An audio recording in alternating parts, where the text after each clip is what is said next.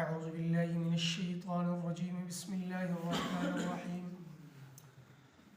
وما كان هذا القرآن أن يفترى من دون الله ولكن تصديق الذي بين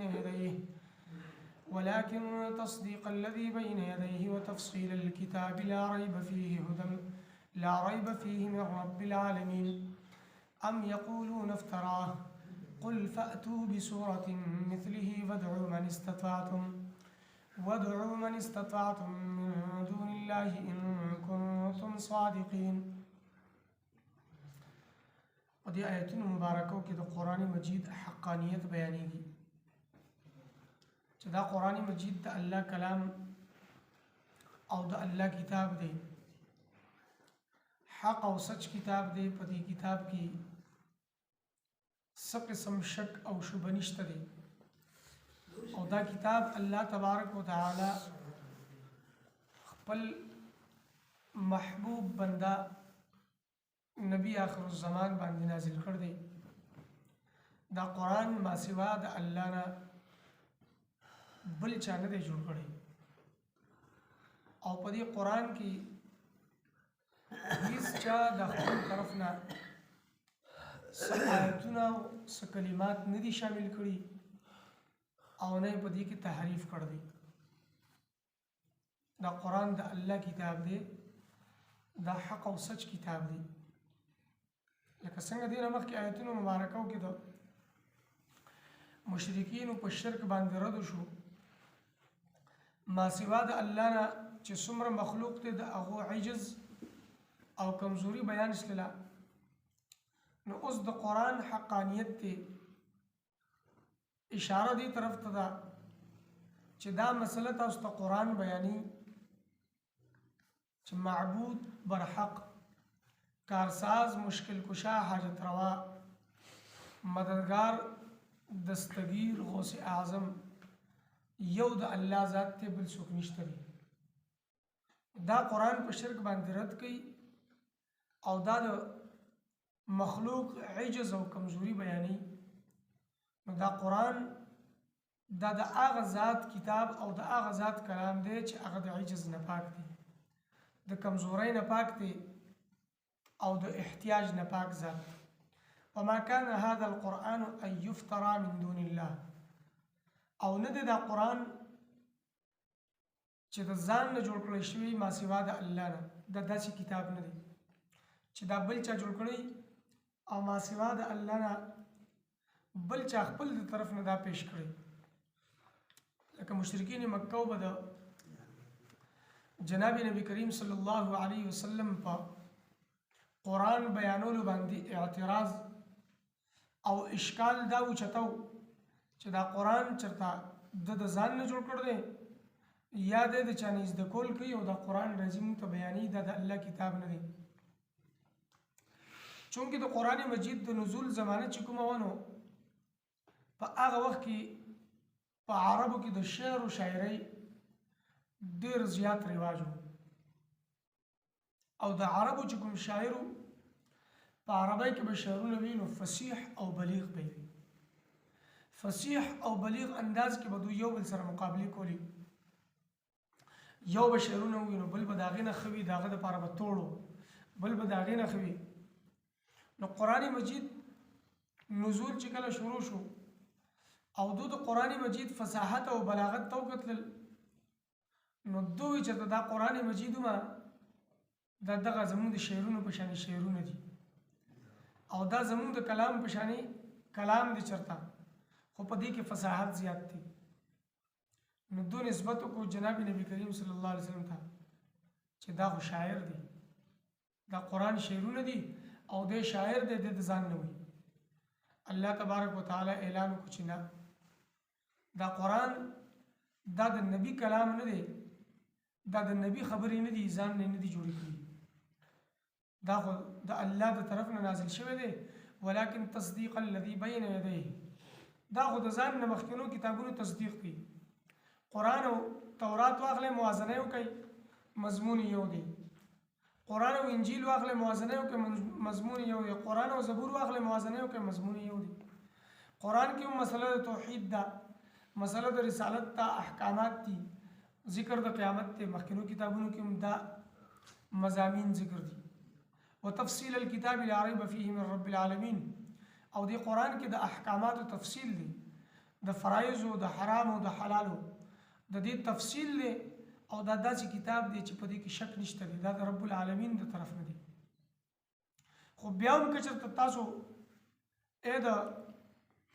عربو شعراو تاسو قرآن له قیاس کوئ په خپل شعرونو باندې، او ستاسو وهم و ګمان دی چې دا شعرونه دي او دا د ځان نه جوړ کړي دي، او تاسو دا وایئ چې افترا هو دا د ځان نه جوړ کړ دی، ام یقولون افترا، آیا دا وینا کوي چې د ځان نه دا قرآن جوړ کړ دی، او دا شعر او شاعري په صورت کې دی په موږ باندې پیش کوي. نو الله رب العزت چیلنج ورکو، کله چیلنج الله رب العزت ورکو پیریانو انسانانو دواړو ته. سوره بنی اسرائیل کې د هغې ذکر دی چې قل ان اجتمعت الانس والجن على ان ياتوا بمثل هذا القران لا ياتون بمثله ولو كان بعضهم لبعض ظهيرا. لکه که د دنیا پیریان او د دنیا انسانان دا ټول یو ځای شي، دا ټول جمع شي، اول نه تر اخره پورې د یو بل مدد وکړي، مرسته وکړي، او د چا چې څنګه سوچ څنګه فکر او چې کوم الفاظ وي نو د یو بل مدد وکړي، او خپل هغه الفاظ د ټول پیش کړي، هغه فکرونه هغه سوچ او خپل مشورې د ټولې پیش کړي. د قرآن په شان یو کتاب دی راوړي، داسې کتاب چې په فصاحت او بلاغت کې هم د قرآن په شانی، په سجع کې هم د قرآن په شانی، په مضامینو کې هم د قرآن په شانی داسې کتاب دی راوړي. نو خلق عاجز شته د قرآن په شانی کتاب پیش کولو نه عاجز شته، او چا هم دا جرأت ونه کړ چې د قرآن په شانی کتابي پیش کړی وي. بیا الله رب العزت دوله د لسو سورتونو الله دوله چیلنج ورکړ، لسو سورتونو چې زه دا 114 سورتونه خو نشي پیش کولی، لس سورتونه پیش کړي، لس سورتونه نه عاجز شول. په دې صورت کې ذکر دی فاتو بسورة مثله، یو صورت راوړئ، او ودعو من استطعتم من دون الله، خپل خدایانو ته آواز وکړئ چې چاته طاقت لرئ د آواز کولو، او چاته آواز کولی شئ آواز وکړئ، راوی بللې مدد ترې واخلئ ما سوا د الله نه. تاسو خپل کوشش او خپل محنت وکړئ، یو صورت پیش کړئ. او سوره بقره کې هم ذکر دی چې یو صورت پیش کړئ.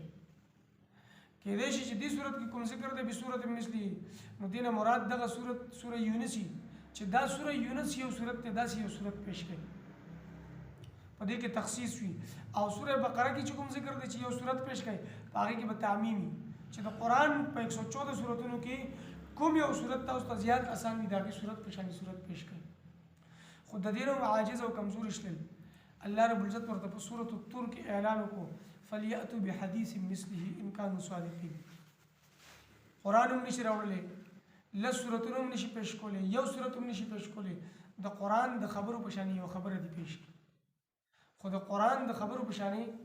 یو خبرې پیش کولو نه هم تر ننه پورې عاجز دي، او تر قیامته پورې به عاجز وي. څوک به د قرآن مقابله ونه کړي او د قرآن په شانې کتاب یا د قرآن د مضامینو په شانې مضمون دا به پیش نه کړي. فاتو بسورة مثله، یو صورت راوړئ، فادعوا من استطعتم من دون الله، او وبلئ ما سوا د الله نه چې د چا طاقت لرئ، ان کنتم صادقین که چېرته تاسو رښتیني یئ. خو چونکې کوم سړی چې په قرآن باندې اعتراض وچتوي چې دا حق او سچ کتاب نه دی، نو هغه د دې